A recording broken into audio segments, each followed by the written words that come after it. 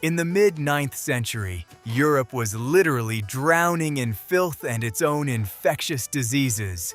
The streets of Paris and London resembled open sewers, where every step could be your last.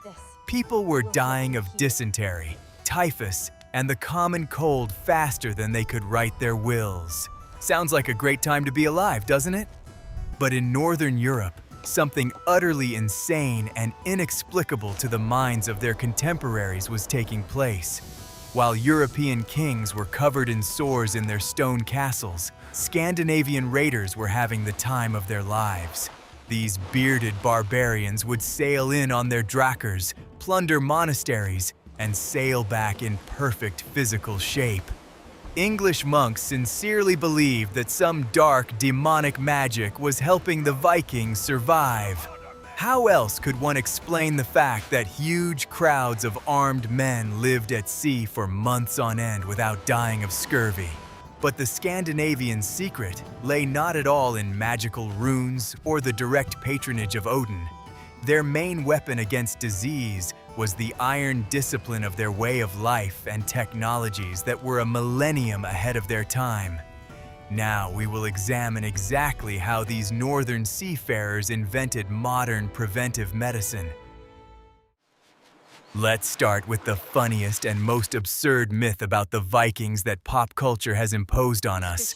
Hollywood loves to portray them as dirty, smelly savages with unwashed hair and rotten teeth. But historical chronicles of that time tell us something completely opposite and astonishing. In fact, the Northerners were arguably the most clean-living people in Europe at the time. English priests literally complained that the Vikings were too clean and attractive. These rugged warriors bathed every Saturday, changed their clothes, and combed their hair regularly.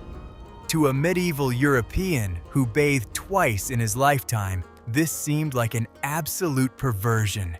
In those days, it was believed on the islands that excessive cleanliness was harmful to health and opened the pores to disease. The Anglo-Saxons were genuinely outraged that the Scandinavians were seducing their noblewomen in such a cunning way. Just think about this absurd situation for a second. A huge man with an axe sails in from across the sea to plunder, yet he smells better than the local count. Chroniclers seriously wrote that washing one's hair and wearing clean clothes was a cunning ploy to win hearts.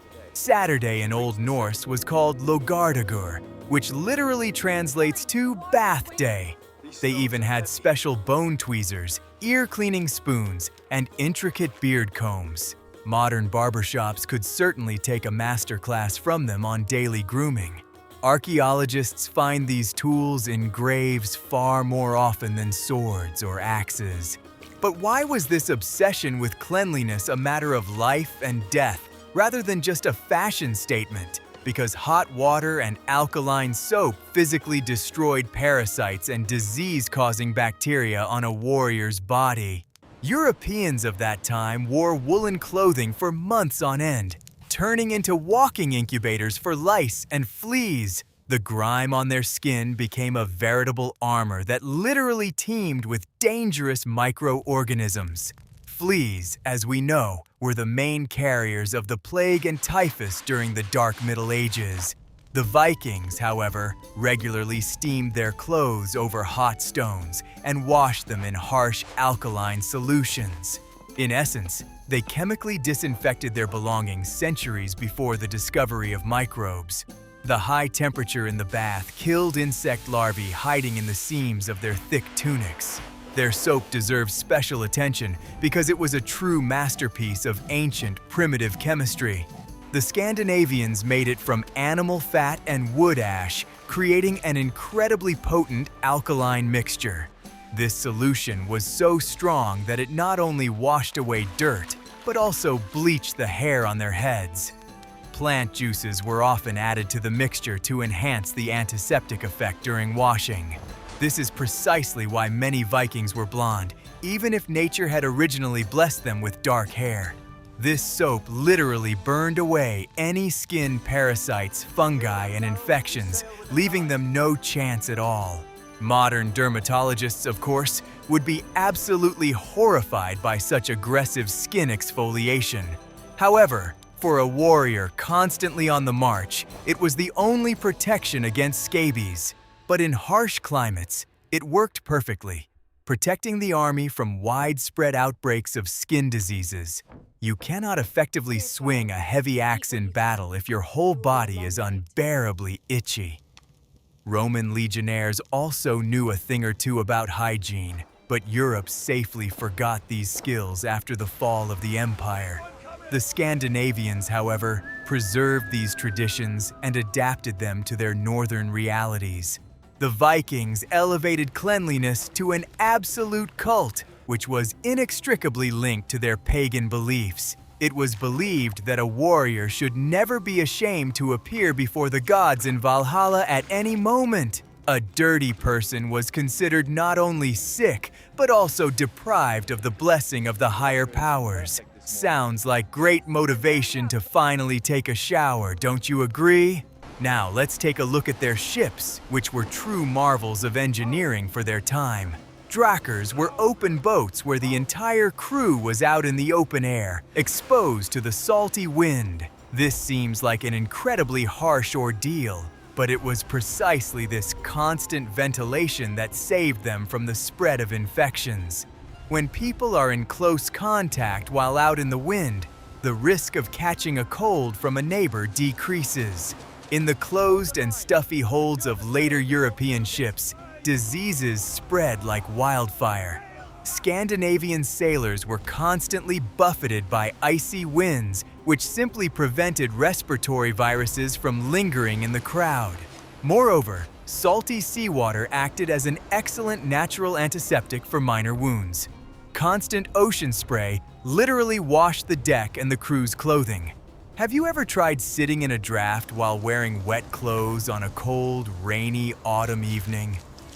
Most people today would almost certainly end up on sick leave with severe pneumonia after such an experiment. But the Scandinavians had trained their immune systems from early childhood, constantly exposing themselves to extreme temperatures. Their hardening allowed their bodies to react instantly to hypothermia and suppress any symptoms of illness. Their cardiovascular system adapted to the cold just as an athlete's muscles adapt to weightlifting. They could sleep on the frozen planks of a ship, covered only by a woolen cloak and a walrus skin. These people's blood vessels could quickly constrict and dilate, retaining internal heat in the most critical situations. Modern enthusiasts of cold hardening and winter swimming are just playing in the sandbox compared to an ordinary Norwegian teenager from the 10th century. But the most interesting part begins when they went ashore to build their temporary camps. The Vikings never pitched their tents in marshy lowlands where mosquitoes bred and deadly dampness accumulated. They always chose high ground with good airflow and access to clean, flowing drinking water. Even after an exhausting battle, they would spend hours searching for the perfect place to spend the night. This is a basic rule of military logistics that, for some reason, French and English commanders often forgot. European armies could camp for weeks in their own filth, dying of dysentery even before the battle began. The Scandinavians, on the other hand, dug special latrines strictly downstream from their water intake. This separation of camp zones allowed them to avoid mass poisoning and intestinal infections. It sounds like perfectly elementary logic that even a 5-year-old child should understand. But in the Middle Ages, the concept of separating drinking water and sewage was considered almost secret knowledge. In large European cities, people often discharged waste directly into the same canals from which they drew water for cooking. You drink from the same puddle where you discharge your waste, and then you're genuinely surprised why half the village has died. The Vikings knew nothing about bacteria, but their keen observation and ironclad practicality served as their microscopes. They simply saw a clear cause and effect relationship. Drink dirty water, die in terrible agony. That's why they drank either fresh spring water or low alcohol ale, which was completely safe. Even on the most distant expeditions, they tried to stock up only on trusted beverages. The result was an army that regularly bathed, washed their clothes, breathed fresh air, and drank clean water. Against the backdrop of Europe at the time, they looked like visitors from the future with advanced medical technologies. And it was precisely this invisible shield of strict hygiene that allowed them to undertake military campaigns of incredible range. A strong immune system was more important to them than the quality of the steel in their legendary swords. They didn't waste precious resources on treating the sick because illness was extremely rare among their ranks. All their energy went into rowing hard, fighting fiercely, and discovering new continents. A healthy body allowed them to maintain mental clarity even in moments of complete physical exhaustion. And now, let's move on to their fuel, because the Viking diet is a true masterpiece of survival. Imagine the logistical nightmare that sailors faced when preparing for a long-distance expedition. You need to feed 50 healthy men who row heavy oars for days on end in icy water. Yet you have no refrigerators, and any fresh food will rot within a few days of the journey. The physical strain on a rower is immense and requires a massive daily calorie intake. European sailors would later solve this problem with over-salted cured meat and rock-hard hardtack. This inevitably led to the sailors' teeth beginning to fall out after a month at sea due to severe scurvy. People's gums bled and their legs gave out, simply because of the lack of essential nutrients in their diet. But the Vikings managed to cross the Atlantic and reach America while keeping all their teeth intact. The secret was that they were true masters of fermentation and food preservation. Instead of simply drying their food, they harnessed the power of bacteria to create the superfoods of the past. One such culinary masterpiece was skyr, a traditional Icelandic fermented dairy product resembling thick yogurt. It was made using special recipes passed down through families from generation to generation. Skyr could be stored for months without any refrigeration, without losing any of its nutritional and health benefits. It was literally packed with protein and live probiotics that supported the warrior's ideal gut flora. In essence, it was the world's first concentrate of beneficial substances for extreme conditions.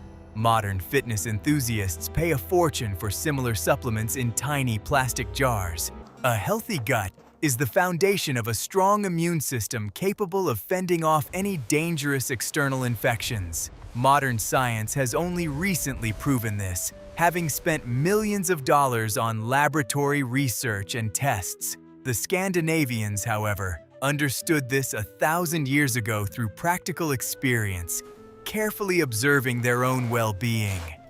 They knew that proper stomach function directly affects endurance and striking power in battle. If you eat the right fermented foods, you can survive the harshest winter without a single sneeze. They also actively fermented fish and meat, burying them in cold ground for several months until they reached the desired condition. This process preserved all the amino acids and made the product suitable for long-term storage. It sounds and smells absolutely disgusting, but that's exactly what saved them from certain starvation at sea. The greatest mystery of ancient sea voyages is how they avoided scurvy without lemons. The British Navy didn't think to give sailors citrus fruits until the late 18th century, after losing thousands of men. The Vikings solved the problem of vitamin C deficiency with the help of common spoonwort and sauerkraut. The fermented vegetables released beneficial acids that protected the body from deterioration during the voyage. Lemongrass grew right on the rocky shores of the cold fjords and was literally packed with essential vitamins. Sailors carried it with them in barrels, regularly consuming this incredibly bitter weed during long voyages. It didn't take up much space, but its value to the crew's health was worth more than any gold. It was the perfect natural pharmacy, always right at their feet. But the staple of their diet, of course, was fish. especially Atlantic cod and incredibly fatty herring. They caught cod in huge quantities and then dried it in the frosty wind until it was as hard as a wooden plank. This dried fish, called stockfish, could be stored for years and served as the perfect protein ration for voyages. All moisture was completely removed from it, turning the carcass into a light and very high-calorie energy bar. It was incredibly rich in protein and valuable omega-3 fatty acids, which are vital for heart function. Before eating it, you had to pound it with stones for a long time to make the dried fish even somewhat chewable. Most often, they simply crumbled it into a pot and simmered it for a long time with seawater and herbs. I tried chewing stockfish once, and my jaws ached afterward as if I'd been in a fight with a bear. The omega-3 fatty acids from the fish played a critically important role in protecting their blood vessels and joints. When you spend half your life in icy water, your joints should be creaking and falling apart by the time you're 30. But the fish diet acted as the perfect biological lubricant for the body, preventing inflammatory processes. Thanks to this, warriors remained mobile and flexible even after many years of service in the Navy. Modern doctors strongly recommend that we eat fish twice a week to prevent sudden heart attacks. For the rugged Scandinavian warrior, fish was breakfast, lunch, and dinner for most of the year. It kept them feeling full for a long time and allowed their muscles to recover quickly after a day of rowing. In essence, they accidentally created the perfect diet for longevity simply by trying not to starve to death. Another surprising element of their diet was bread, which they baked from coarse rye flour. Unlike the white wheat bread of the European nobility, this bread was full of fiber and B vitamins. Rye flour takes longer to digest, providing the body with a steady supply of energy throughout the workday. Often, ground tree bark was added to the flour to increase the volume of the dough during particularly harsh winters. Baking with bark sounds like a recipe born of desperation, but pine bark actually contains many beneficial micronutrients. Such additives helped cleanse the body and provided a feeling of fullness even with small portions of food. This reduced the risk of developing diabetes and digestive problems, from which many pampered kings suffered. Your office diet of sugary donuts is destroying your body faster than medieval sawdust bread. But what did the Vikings drink when they ran out of water, or when it became downright unsafe to drink? Their main drink was ale, but not the strong alcohol we imagine in modern bars. It was a low-alcohol beer with an alcohol content of about 2 to 3%, which was regularly brewed in every home. Absolutely everyone drank it, from small children to gray-haired elders. The brewing process required boiling water for a long time, which guaranteed the elimination of all dangerous bacteria and pathogens. Hops and malt added carbohydrates and calories to the drink, turning it into a liquid energy bar. This liquid did not spoil as quickly as ordinary water in oak barrels during hot weather. You were literally drinking your bread while remaining completely sober for work and battle. They also drank sweet mead, but this was a beverage reserved exclusively for special holidays and festive feasts. Honey itself is a powerful natural antibiotic that does not spoil in pots for millennia. They used it to prepare fortifying infusions, which were given to wounded warriors to promote rapid tissue healing. Archaeologists have found edible honey in the tombs of Egyptian pharaohs, and it was in absolutely perfect condition. The Scandinavians used honey not only for enjoyment, but also to treat colds during the long, harsh winter. They mixed it with local herbs and hot water, creating an analog of modern flu powders. This drink warmed them up from the inside and helped the body fight the first signs of inflammation. And it worked much more effectively than the senseless bloodletting that Parisian doctors were so fond of practicing. The entire Viking diet was built around one main goal: to get maximum energy from a minimum of food. They didn't have complex, sophisticated culinary treatises, but their food was as functional as a Kalashnikov assault rifle. protein for muscles, fat for warmth, enzymes for immunity, and bitter herbs to ward off deadly vitamin deficiency. Every food in their diet served a strictly defined biological purpose. They intuitively created a diet that modern nutritionists sell us for a fortune in the form of keto diets. Their ability to balance heavy animal fats with nutritious wild plants made them the most resilient nation of their era. And the most striking thing is that they did all this in a climate where absolute darkness and cold reign for half the year. But proper food is merely fuel. Now let's see where they recharge their strength. If you look at a Viking dwelling through the eyes of a modern person, it will seem like a gloomy shed.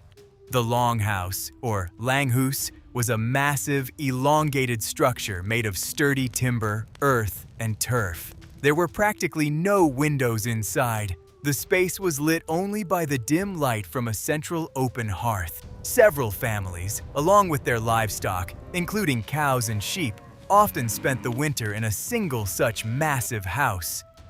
Living in the same room as pigs and sheep sounds like a sure path to an infectious disaster. But hidden within this seemingly primitive structure lay the true genius of ancient climate engineering. The main feature of the longhouse was a massive open hearth that stretched nearly the entire length of the room. The fire burned constantly, from the onset of the first cold snap until spring, never dying down for a single minute. This constant, powerful source of heat created an incredibly dry and warm microclimate throughout the entire building. Bacteria and mold hate dry air. They need dampness and humidity to multiply actively. The wooden walls and earthen floor were literally baked by this heat, becoming sterile, just like in a good sauna. While in European stone castles, icy water with mold ran down the walls, the Vikings slept in absolute dryness. But what to do about smoke from an open fire if you don't have proper tall chimneys and stone flues? The Scandinavians used a complex system of roof vents that operated based on strict laws of aerodynamics.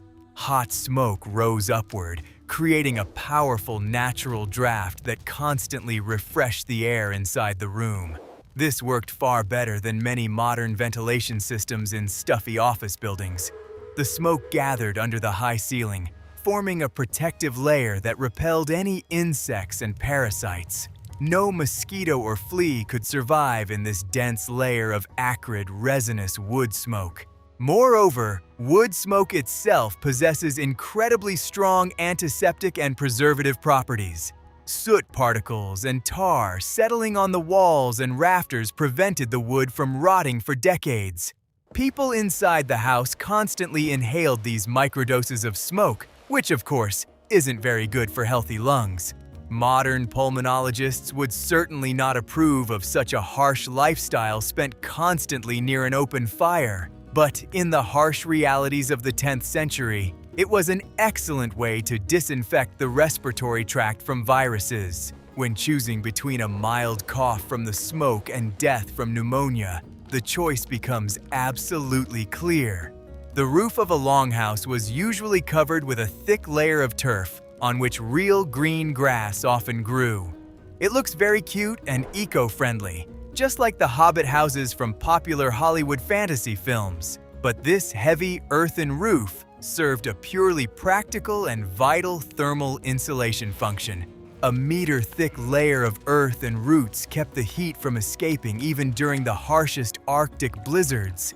It worked like a giant thermos, preserving the precious energy from burning firewood inside the living space. Modern architects are only now beginning to tentatively return to the idea of green roofs for energy-efficient buildings. The animals were housed in the same building, but they were securely separated by special, sturdy wooden partitions. And here lies yet another remarkable example of how the Vikings skillfully applied the laws of physics. Cows and sheep generate a tremendous amount of body heat simply through their daily activities. By placing the barn at the end of the building, the Scandinavians gained a free living heater for round-the-clock heating of the house. The warm air from the animals mixed with the air from the hearth, creating a comfortable temperature for the people inside. Your cat warms your lap, but their cows warmed a space the size of a modern supermarket. The floors in longhouses were usually made of tightly packed earth, which was regularly sprinkled with fresh sand. At first glance, this seems like the height of unsanitary conditions, since it's impossible to thoroughly clean the earth with a wet mop. But the sand acted as a perfect natural absorbent, instantly soaking up spilled liquids and any organic waste. When the top layer of sand became dirty, it was simply swept out onto the street and replaced with a new, completely clean layer. It was very much like a giant litter box, which was refreshed with enviable and strict regularity. No rotting wooden planks under which rats carrying the deadly plague could safely breed. Speaking of rats, the main culprits behind deadly mass epidemics in the densely populated cities of medieval Europe. Viking homes were extremely uncomfortable places for these rodents to live, for several very good reasons. First, open fires and suffocating smoke near the ceiling made it impossible for them to build safe, warm nests. Second, the Scandinavians adored cats, which they always took with them even on sea voyages. The Norwegian forest cat is a huge, fluffy predator that exterminated rodents with ruthless efficiency. These cats were so important that they were even considered sacred animals of the powerful goddess of love, Freya. The space inside the longhouse was strictly zoned, which also helped maintain perfect order. Sleeping quarters consisted of enclosed wooden boxes resembling huge, massive cabinets with doors. People would climb inside, close the doors tightly, and find themselves completely isolated from drafts and noise. Inside these cramped boxes, body heat was retained, creating its own microclimate ideal for sleep. These were, in effect, the capsule hotels of antiquity, providing deep, restorative, high-quality sleep. And as we well know, a good night's sleep is the best medicine for a warrior's weary immune system. Summing up the architectural genius of the Vikings, we see a stunning picture of perfect adaptation to the harsh, natural environment. They did not try to fight the cold with thick stone walls, which inevitably and always freeze through. They created a living, breathing home that harnessed open fire, earth, and wind to its advantage. This engineering allowed them to survive long winters that would have surely killed any pampered Roman. A healthy home produced healthy people, ready to board their deadly drakkars again in the spring. But the Scandinavians had another tactical trick up their sleeves, which we'll discuss right now. Let's take a close look at a map of Scandinavia, because geography determines the fate of entire nations. Norway and Sweden at that time were an endless, tangled labyrinth of rocks, forests, and deep fjords. There were no wide, paved Roman roads along which trade caravans could easily travel. Settlements were scattered vast distances apart, securely isolated by impassable mountains. This natural isolation created the conditions for ideal social distancing on a regional scale. It was simply physically difficult for diseases to jump from one village to another across deep snowdrifts. In medieval Europe, cities were built as densely as possible. People literally lived on top of one another. You could spit out your window and accidentally land in your neighbor's soup bowl across the narrow street. Such immense population density is an absolute dream for any airborne virus or bacterium. In Scandinavia, however, farmsteads stood at a respectful distance, separated by dozens of miles of harsh, impassable forest. If someone in one family fell ill with a dangerous fever, the infection usually died out quickly right there. Nature itself acted as a cruel but incredibly effective and free epidemiologist. During the recent pandemic, we all learned firsthand what quarantine is and how hard it is to stay home for weeks on end. For the Vikings, Strict quarantine was not a government order, but the default setting of their daily lives. With the onset of winter, sea navigation ceased entirely. Snow buried the mountain passes, and the farmsteads fell silent until spring. People were physically unable to come into contact with outsiders during those long and incredibly cold months. Viruses, accidentally brought back from summer raids, died along with their carriers, unable to spread further. This was a natural filter that, year after year, purged the population of the weak and infected. But what happened when the Vikings themselves set out for densely populated lands such as England? It would seem that there they should have instantly caught all the local European diseases and perished ingloriously. And this is where their specific style of warfare came into play, based on incredibly swift raids. They did not care for long, tedious sieges of cities where armies rotted for years in dirty trenches around fortress walls. The Viking strategy was a lightning strike from the sea, a quick raid on a monastery, and an immediate tactical retreat. They simply weren't in the infection zone long enough for the epidemic to catch up with them. When they did begin building their permanent winter camps in England, their paranoia saved their lives. The Vikings erected massive fortifications based on the principle of strict isolation from the local conquered population. They made a point of not mingling with the crowds at the local filthy markets and preferred to stick together in their own groups. This strongly resembled the behavior of modern soldiers at isolated bases somewhere in the sweltering Middle East. They controlled a vast territory but physically distanced themselves from its repulsive, unsanitary habits. It was precisely this healthy aversion to foreign customs that saved them from the infamous deadly fevers of England. The Scandinavians had a very harsh, almost primitive approach to incurable diseases within their community. If a person contracted something clearly dangerous and contagious, their fate was often decided very quickly. There were no prolonged attempts at treatment through lengthy prayers in overcrowded, stuffy hospitals as the monks did. Isolation of the seriously ill was absolute and unconditional.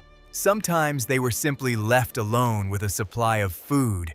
It sounds incredibly cruel and heartless, but it saved the lives of dozens of perfectly healthy clan members. In the harsh conditions of the North, emotions always quickly give way to the pragmatic mathematics of the clan's survival. Another scientifically confirmed fact is that their domestic animals also suffered less from mass die-offs. European livestock was often herded into huge mixed flocks on shared pastures, where diseases spread instantly. Among the Vikings, however, each household had its own isolated herd, which grazed on remote slopes. Even if one farmer's sheep fell ill, this posed absolutely no threat of disaster for the entire neighboring valley. This ancient principle of agricultural decentralization reliably protected their food security from sudden outbreaks of epizootics. Today's massive agricultural complexes are extremely vulnerable precisely because they have completely forgotten this principle. Moreover, constant, strenuous physical labor in the fresh air built up an incredible reserve of strength. To simply survive in Scandinavia, one had to constantly chop wood, hunt, row, and build. This is not like modern, relaxed workouts in a comfortable, air-conditioned gym with pleasant music. It was daily, grueling, exhausting physical labor in the cold, which triggered powerful metabolic processes in the body. Their lymphatic system functioned like a perfect biological pump, instantly flushing any toxins out of the body. You simply cannot get sick when your heart rate is constantly in the active fat-burning zone. Another critically important factor was the complete absence of mass pilgrimages, which were a true curse on Europe. Thousands of fanatical Christian pilgrims marched across the continent, generously collecting and spreading disease in every city. They spent the night in incredibly cramped hostels, kissing the same dirty, sacred relics. The pagan Vikings prayed to their harsh gods in open sacred groves, avoiding the crowds in enclosed temples. Their religion was very individual and natural. It did not require jostling in stuffy rooms at all. One person, one axe, one forest. Simply ideal conditions for maintaining safe social distancing. Thus, the landscape, climate, and social structure created an ideal, invisible protective dome for them. The fjords functioned as enormous natural fortress walls, cutting off all major routes of virus transmission. Scandinavia was a harsh and merciless mother who cruelly killed the weak while they were still in their cold cradles. But those who survived, she turned into biologically invulnerable tanks, impervious to most infections. And these armored tanks soon descended upon Europe, which had absolutely no idea how to fight them. But what happened when their armor finally cracked in incredibly brutal battles? Sooner or later, any lucky warrior gets a wound that neither soap nor diet can protect against. A battle fought with heavy axes and swords is a dirty, bloody mess where infection kills more often than the weapons themselves. In medieval Europe, a wounded soldier's wound was simply cauterized with a red-hot iron, and then a dirty rag was tied over it. Often, ignorant doctors would pour dirt or manure into the wound, blindly believing in their magical healing properties. Is it any wonder that more knights died agonizing deaths from gangrene and sepsis than from enemy arrows? The Vikings approached field surgery with a frightening pragmatism and an unexpected, almost modern medical precision. Let's start with their carefully designed battle attire, which in itself greatly reduced the risk of fatal blood poisoning. Before a major battle, Scandinavian warriors always donned their cleanest garments made of thick linen or wool. If an enemy sword did pierce the chainmail and fabric, fibers from clean cloth, not dirty rags, would enter the wound. Roman legionaries did the same, but in 10th century Europe, this rule was safely and permanently forgotten. An English peasant went into a deadly battle wearing a shirt he hadn't washed since last Christmas. Naturally, even the slightest scratch would instantly turn into a deadly, festering infection. After a brutal battle, Scandinavian women, who were the primary military medics of that era, took charge. They had one utterly ingenious and terrifying method for determining the severity of an open abdominal wound. The wounded were given a special, very pungent onion soup to eat, to which garlic and herbs were generously added. Afterward, the female healer would literally sniff the wound on the warrior's abdomen, trying to detect the sharp smell of onions. If the wound clearly smelled of the soup, it meant the intestines were perforated and the person was certain to die. It sounds gruesome, but this allowed them to avoid wasting precious medicines on those who were absolutely beyond saving. Those who could be saved were treated with ointments that today command great respect among microbiologists. The Vikings actively used sphagnum moss as a dressing material for deep and gruesome lacerations. This moss possesses an amazing absorbency, surpassing modern medical cotton several times over. But most importantly, sphagnum contains natural phenolic compounds that are incredibly powerful antiseptics. It literally drew pus out of the wound, creating an acidic environment in which deadly bacteria simply could not survive. During World War I, the British Army was forced to return to the widespread use of sphagnum moss due to a shortage of bandages. To clean wounds, they used strong ale or seawater, which was an absolutely brilliant solution. Alcohol and salt disinfected damaged tissue far better than the dirty river water Europeans used. Often, dangerous wounds were poured with hot tree resin, which hermetically sealed off blood flow and killed pathogens. This was incredibly painful, and the warrior surely screamed so loudly that he could be heard clearly in the neighboring fjord. But the resin acted as a perfect biological adhesive. saving the damaged limb from inevitable amputation.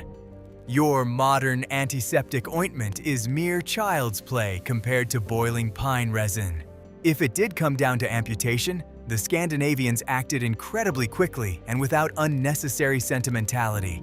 They had excellent surgical instruments, crafted by the finest blacksmiths who knew how to make perfect steel. A knife as sharp as a razor left a clean cut that healed much faster than a ragged wound from a dull saw. Bleeding was stopped with very tight leather tourniquets and the same cauterization or boiling resin. Survival rates after such operations were surprisingly high for that harsh and dark era. Many one-armed or one-legged Vikings returned home and continued to successfully manage their farms. Their attitude towards psychological trauma after long and incredibly bloody military campaigns is also interesting. We call this PTSD, and today, soldiers spend years seeing psychotherapists to cope with nightmares. For the Vikings, psychotherapy took the form of their endless sagas and evening gatherings by the fire in the longhouse. Warriors would spend hours recounting battles, praising fallen comrades, and transforming their horror into a heroic epic. This collective verbalization of trauma served as an excellent mechanism for psychological relief for the tormented mind. They did not keep their fear bottled up inside but poured it out in verse, sharing the burden with the community. Herbs played a huge role in their field first aid kits, replacing modern antibiotics and powerful painkillers.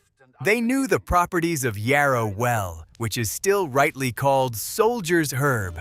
Its crushed leaves instantly stop heavy bleeding and stimulate rapid regeneration of damaged tissues. Willow was also widely used. Its bark contains salicin, a direct natural analog of modern aspirin. A warrior would chew willow bark to reduce a high fever and alleviate the excruciating pain of broken bones. Nature provided them with an entire pharmaceutical factory, and they learned to utilize it to the fullest. But the main factor in their survival was, after all, their phenomenal baseline of incredible health. Their immune systems were so well trained by cold and proper nutrition that they easily fought off any infections. A Viking's body fought for its life with the fury of a berserker because it had a huge reserve of internal energy. A European peasant, weakened by constant hunger and parasites, would succumb at the first sign of a fever. Defeating an infection is the same battle, and in it, the one with the stronger rear always wins.